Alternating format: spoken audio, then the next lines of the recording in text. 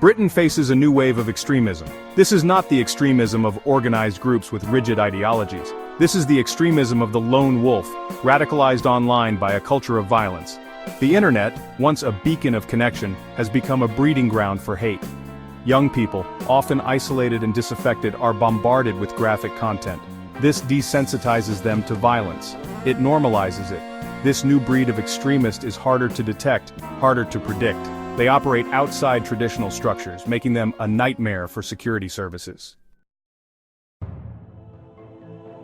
The seaside town of Southport, known for its Victorian charm, became the stage for a horrific tragedy in July 2023.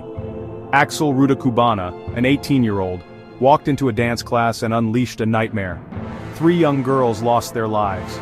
10 others were injured. The motive? An unhealthy obsession with extreme violence, according to police.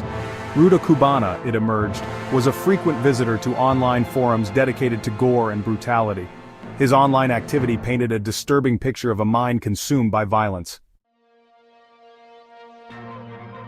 The Southport attack drew chilling parallels to the scourge of school shootings plaguing the United States.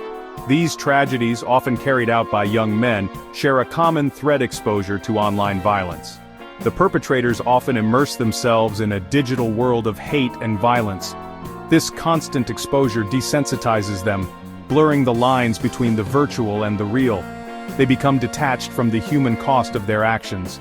The result is a horrific act of violence that leaves communities shattered and nations grappling for answers. In the wake of the Southport attack, British Prime Minister Keir Starmer called for a re-evaluation of the country's terrorism laws. The existing framework, designed to combat organized groups, seemed ill-equipped to deal with the threat of online radicalization. Starmer's call for change, however, was met with a mix of support and skepticism. Some argued for stricter internet regulation and increased surveillance. Others warned against eroding civil liberties. The attack also ignited a wave of unrest across Britain. Riots erupted in several towns and cities, fueled by grief, anger, and fear. The events in Southport served as a stark reminder of the challenges posed by online extremism. It is a complex issue with no easy solutions.